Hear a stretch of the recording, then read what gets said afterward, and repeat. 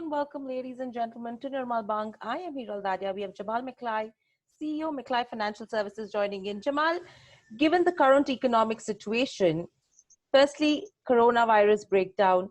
Secondly, to top it all, you have the US-China trade war that comes back again. Do you think we are headed for another global economic crisis, and it's a rendezvous with regards to 2008? I think so. I mean, I think it seems pretty clear. I mean, what we are experiencing right now is something nobody's seen before. Markets, let's talk about the US markets, right? They crashed by about 32, 35%. They bounced back about 50%. I feel that's a bear market rally. You know, in fact, I was just writing an article on it. If you look at the PE, right? The PE of the S&P is at about 20, if I remember correctly. The average for a long, long time is 15. But what is really key is PE is based on your trailing 12 months earnings. Correct. Correct. So now, what are going to be the earnings of the next 12 months? I mean, 25% lower. I think that would be comfortable, would not be outrageous. So that means basically, unless the market falls by 25%, even this PE of 20 is out of whack. Absolutely. And in any case, PE of 20 is out of whack. It should be lower because it's going down. Normally, it'll go below the average. Right? The average is 15.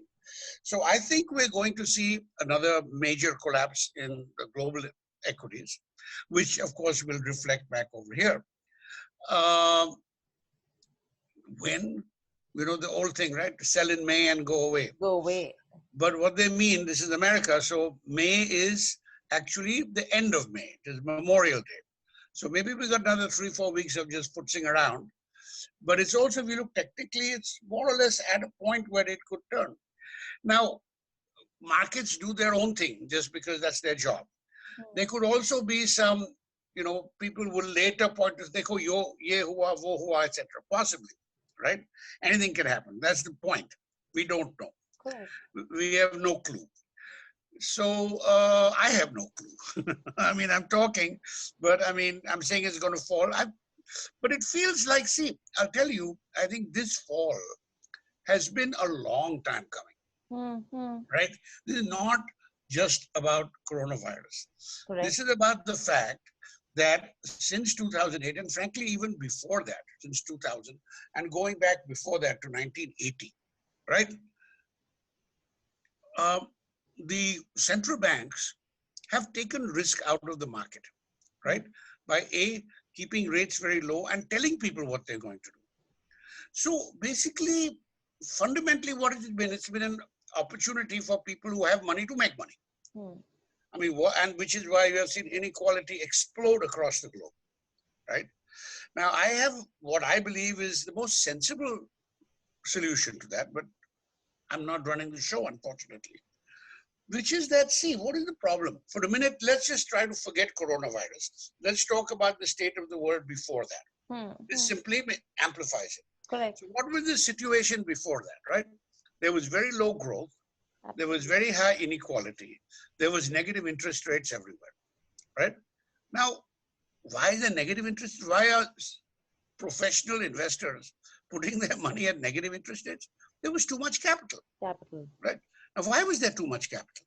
That's a question nobody asks. There was too much capital because since the 80s, capital has not been taxed at a reasonable rate. So what you have today is shitloads of money. I mean, people buying houses for $300-400 million. Those Arabs paid $450 million for a painting. I mean, there's more money than people know what to do with, right? And on the other hand, there's the average people who are just barely getting by, if that. Now, the solution, again, this is pre-coronavirus, and we'll see, I don't know if it still applies here, but it's much trickier. It's very simple. Suppose you eliminate income tax. Correct. On income, on corporate profits. I mean, on income, if a guy pays himself 50 times or 200 times the lowest guy, he should be hit. But broadly, there is no income taxes. So people and companies have money in their hand, which means they will spend, which means you will get growth. Okay, the governments have to balance their deficit. Very simple, tax assets. People are talking about it in bits and pieces, and it comes across as soak the rich. But this is not. This is saying assets have not been taxed. Tax the hell out of them, however much you need to balance it. So that could really get the whole game going, or that could have, right? Now you've got a new game in town. And this is almost like, biblical, right? It's almost like the sins of the past are being visited upon you, which is why I believe the markets will have to forget 2008. I think it's going to fall more than that. 2008 fell by 50%. Correct. Right? It fell by about 35, it's fallen by about 15, 16%. Falls by another, okay, maybe it'll go to, another 20, maybe 30, 35% more. But again, just a thought, now I don't know whether it could go down like it did before, or will it, which is more painful. Both are painful. But I think that's how I see, the global situation, Again, who knows when this thing is going to lift? And who knows what the world is going to be like when it lifts? Who knows what growth is going to be like? It's a new world. Absolutely, it's going to be a new world for everyone. But Jamal, so currently, if we are saying that yes, there is a possibility that this year could be worse than 2008, and I think a couple of years back also when I've spoken to you, have mentioned that the markets have actually stopped pricing risk. Now, the way equity markets are moving, with what's happening with regards to emerging market currencies, are we seeing first signs that a little bit of risk is something which is getting priced in with the way markets are moving? Or do you think yet we are in that phase where no risks are getting factored in and there will just be that one bad news that our markets would be waiting for and boom? No, you're talking about locally or you mean globally? Locally. See, I haven't come there yet. Now, locally, we are basically fundamentally subject to two things, which is global investors, right? And in my view, floundering efforts by the government. The efforts are floundering. Why? Because the government is really, frankly, doesn't appear to be interested in anything but politics, So, given that circumstance, okay, two possibilities. A, the global markets collapse. B, global markets don't collapse. And if they collapse, obviously we're going to go down like a ton of bricks, right? If they don't collapse, I don't know, though, given the difficulties we are facing. Now we come to the domestic situation. This economy, the numbers are rising steadily. And this is India. We've got hundreds of millions of poor people who are not being taken care of. Correct. So I think there is going to be a lot of on the ground dissatisfaction and discomfort. So I think investors, while there's the big story that, hey, China's closed, the money can come here, but I think people are going to be a little bit circumspect. So it's really hard to see the rupee getting stronger. One possibility is, hey, a lot of money is coming into Reliance, a lot of government is supposedly wooing these large companies. Maybe money will come in and pick it up. I don't know. But having said all that dark stuff, right, I think we should also talk about what is good. What this coronavirus has done. I really believe, I'm sure you share my view, or I would assume you do, that it's really made people understand that bhai, hum sab saath hai, hum sab ek hai. Absolutely. So I feel, all the divisive awaaj and politics, which ultimately must affect the economy, that we saw for the last 5 years. Globally, we've seen it. In India, we've seen it. In other countries, we've seen it. I think that's they're still going to fight for it. But I think the people are going to not take it anymore. You see how much people are doing for each other. It's turning into really a much, much, much lovelier world. And another thing I feel, technology, like social media, technology is supposed to fix everything, right? And for many years, social media did nothing but project dark stuff. But you look now, Correct. You will find so many wonderful stories. And I think you're going to find that more and more and more and more. So social media will finally redeem itself, I think, and help us to build a new world. Absolutely. So Tayar, are you ready? Absolutely. So Jamal, if you have to really look at, the US as well, the quantum of monetary easing that is taking place, what's your outlook on that front? Because with that, if you have to look at what's happening to the dollar, what would it mean to the dollar rupee pair? See, it's crazy, right? The amount of easing. It was very interesting. This guy Powell, when he first came in, people asked him, "So what would you do if markets started to tank?" And he said, "I wouldn't do anything." Correct. In other words, he seemed to understand the problem. But I think he just got this thing was like frightening, just stampeded him. So he's just pouring more money in. A lot of people are now talking about, well, some people have been talking about forever, but people are talking about gold, right? But my point is gold is also, it's gone up to 1700. I mean, if it was really happening, it should go across 2000. But it doesn't seem to be doing that. Just maybe when things collapse, it will. Hmm. So now, if that happens, the dollar will weaken. Now, if the dollar weakens in a way that's good for the rupee, meaning, it was not going to strengthen by, to 70 or whatever, but maybe it won't fall much further. But the truth is, with markets, nobody knows. And I mean, my whole business is based on markets. But I tell all my clients, Babu, I'm the guru, and I'm telling you, I don't know. You also don't know. Hmm. So basically, what you have to have, if you are exposed to a market, you need to have a structured framework that protects your ass, excuse the expression, right? Because that's your main job. If you're a punter, that's another story. But most companies are not. I mean, it's not what they should do. So you need a risk. You need to manage risk and not think about the market. See, one of the problems is exactly programs like this. A lot of they say, "Kya hone wala hai?" I don't know. You don't know. Nobody knows. Nobody. Now, of course, you need that, right? Because your customers want to know what do people think. Hmm. I always say that it is the media that makes it difficult for companies to really. I tell people, throw your damn Reuters screen away. You don't need it. Hmm. You know. So I don't know what's going to happen, but I can help you if you need it on the FX side at least. Correct. So we've been talking about the US, the RBI as well. If you talk about the central banks, the quantum of expansion that is taking place, Jamal, and the balance sheets is immense. Now, what is the kind of role it will play out for the rupee, according to you?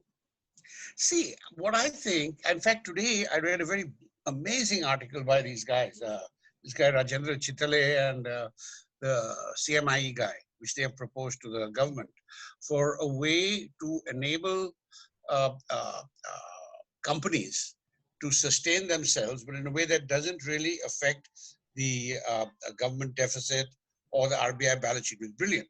But the amount was only about 0.75% Okay. of GDP. Now, I am saying Hmm. it is criminal today that the Indian government has not given 5,000 rupees per person per month to, you know, 500 million people or 200 million people. I mean, what is the job of the government, is to take care of disaster relief. I mean, right now, there are people who are suffering. So I am all for expanding the balance sheet by 5%, right? Hmm. Of course, then the rupee will crash, right? But I'm saying that, if you look at other sort of, BRICS, right? You look at Brazil, you look at South Africa, for example, they have both put in hugely more money to, to help their people than our government has. And their currencies have fallen by 20%. So Hmm. what if it falls by 20%? But I'm saying the government needs to take care of the people. I just do not understand why they're still footsing around coming up with a second plan. Hmm. I mean, it's been now 6, 7 weeks. Absolutely. I mean, it is like really offensive and really angering because that's really the Hmm. job of the government today, not to care about the deficit or what will happen to the rupee or anything like that, or the equity markets. You have Absolutely. Indians who are like suffering. Hmm. Yeah, absolutely. Fiscal deficit has to be something which the government needs to step aside, needs to increase their expenditure as well for the betterment, and that's what the focus needs to be. Agree absolutely with it. But right now the RBI has started off not only intervening in the spot market, Jamal, but they've also started intervening in the overseas NDF market in order to curb the rupee depreciation. How long do you think will it continue to do so? or continue to shed the forex reserves to curb the rupee depreciation? Do you think something like this is going to be effective in the long run? Are you sure that they are already intervening in the NDF? Yeah, they have started intervening in the NDF. That's very interesting because, last week, when the rupee reached the bottom, 77 point something, I started noticing the NDF spread. And at that point, and maybe you're absolutely right, the NDF spread started coming down. And sure enough, the rupee steadied. Correct. Right? So it's possible that RBI, I mean, maybe you have information that RBI was intervening and it was effective. But my point is, see, and there's also this thing about this local place where local banks can trade NDF. See, I think the reason people trade in the NDF rather than onshore is because it's a pain in the ass to trade in India. I mean, there's tax issues, there's registration issues. Plus, I've been trading 20 years with these banks in Singapore, London. Why should I change? Right? So, and if RBI goes to try to seriously take on the NDF, I think they will be in trouble, right? I mean, clearly, what I don't understand is why are they worried about the rupee falling? Correct. Suppose the rupee went to 85, right? What would happen? Okay, companies who had loans would have problems. Imports would get more expensive, but food would not get more expensive. We don't have to import food. Correct. Right? The rupee at 85, our exports would start to grow. So I'm saying, I mean, I don't know that it's where it can go or whether it should, but I don't understand what is this nervousness. In fact, I wrote an article about it. I got a mail from one of the most respected persons, one of the ex-governors of Reserve Bank. He said, thank you for writing that. So I don't know. I mean, this guy, current governor, seems to be a smart guy, etc. But I frankly have no faith in the financial management capabilities of the government, right? So they're trying lots of things, and hey, let's hope whatever they do is successful. But I think there are lots of different things they should be doing. So what, according to you, should be done by the RBI right now with regards to the rupee? I mean, because their worry, as you're saying, is that we should not really let it depreciate. Now, even if the rupee moves to say 80 to the dollar, 85 to the dollar, which everyone is estimating right now in India as well, the consensus is that there is a possibility that the rupee could be touching 80 to the dollar very soon. I mean, do you think that's something that even investors who are investing into forex should be prepared for? Like I said, the markets can stay, irrational longer than you can stay solvent. So I have no idea. If you come to me to say, look, Babu, what should I do? I will ask you, what is your portfolio? Assuming you're not a trader. And I will create a framework which will be very conservative and which will make sure that your worst case is protected. You may make money, you may not make money. Right? See, I'll tell you, we have this program, this hedging program, which is a very conservative program. I have clients who've been using it for years. My best client, right? I love him, right? He's been using it for like 10 years. Now, one of the things about this program is it's very conservative, so it hedges very aggressively, right? So come this, and he's losing a lot of money, right? Because he's hedged out at 72.50, 73.50. And the market is 77. But what the story is, and plus he's had some cancellations, so he's losing cash. But of course, it's always a pain to lose. It's terrible to lose money. But if he goes back and looks, and I suspect he has over time made far more than he's losing now, even though he's losing 3-4 rupees a dollar, right? Because you have a consistent process, you stick to the knitting. You focus on the downside. So I'm saying that, so if it goes to 80 or 85, I'm fine. If it doesn't go to 80 or 85, I'm fine. If it goes to 70, I'll be fine. I'll be amazed, but I'll be fine. I mean, that's a good point. But Jamal, if you have to look at Asian peers and compare Indian rupee, where would you place us? Because somewhere in between, we were still better placed amongst the other peers. You mean in terms of currency moves? Currency moves. See, you can't just look at the currency move. You have to look at the whole context, Hmm. right? I mean, Vietnam, for example, the currency hasn't fallen at all, right? But over the years, they've got a different game. I don't know exactly what they're doing, but their currency has been very steady. But they have had processes which have enabled them to get huge amounts of investment and business, right? Thailand has fallen, I think, about as much as we have. I can't remember. I've done a study on it, right? Now, so what I'm saying is you can't just look at the currency alone, right? It's not the currency, it's everything else. I mean, do you have, like right now, the biggest problem a lot of clients tell me is that, hey, I'm ready to open, but my workers have gone home, right?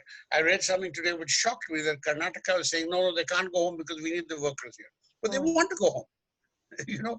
So it's a real, uh, uh, uh, uh, I mean, I think basically rather than talking about the rupee, we have to talk about how does the government start taking care of people. You know, that's the number one subject. It's the only thing that matters. Correct. It's irrelevant.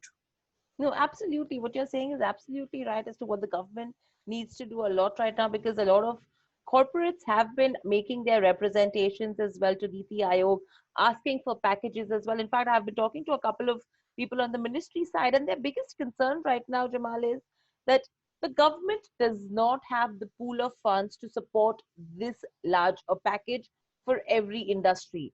So what they want to do is prioritize right now. That's what they have been working on, and after setting the priorities right, that's when they want to see how they can help. The most common ask right now from corporate India is that support our employees, because with no revenues, we need support so that there are no layoffs that happen. We do not actually, I mean, people don't lose employment, because if people from the retail, if people from the migrant community actually lose jobs, that's going to be a bigger worry for India going ahead. Absolutely. Absolutely. So if the government doesn't have the money, that's not true. I mean, they can print the money and the hell with the deficit. Everybody else is doing it. I mean, look at the US deficit, right? And the fact is, they may be a wealthy country, may not be a wealthy country, but that's not the point. Their debt to GDP is, I think, much higher than ours. Ours is quite low, 68%. Right? Japan is 250%. Right? So we can just crank it up, and we should. Either borrow globally to the extent you can, or just print money. And because ultimately, it's, what is important? At this stage, being a purist and talking about the fiscal deficit is a foolishness. Correct. But by printing money, do you think that's something which will actually impact the inflation going ahead? Or do you think that should be a point that the government should not be really worried about? Absolutely. I'm saying you said you got to prioritize. What are the priorities? The priority is that nobody in India should starve. Nobody in India should be so scared of the future. I'm a little bit older than you, but when I was a kid, there were these films division documentaries where you go to a movie, you'd wait for them to get over. Sorry, some flood or some famine and people dying everywhere. Hey, baby. The prime minister said that you clap or do something. Sometimes he said, we'll lose 21 years. We have lost far more than 21 years. I mean, this has just been, it is an indictment of our policies for years, and certainly the current government as well. Right. And overall, very lastly, Jamal, if someone has to take back a strategy from you today, what would it be? Because even if I don't look at the rupee, if you have to look at the euro dollar pair after ECB launching unlimited buying of bonds, what's the kind of implication we could see on that pair? Because usually if you see seasonality, the pound has always gained against the euro in May, but has always declined against the dollar. Darling, I have no clue. You know more than me.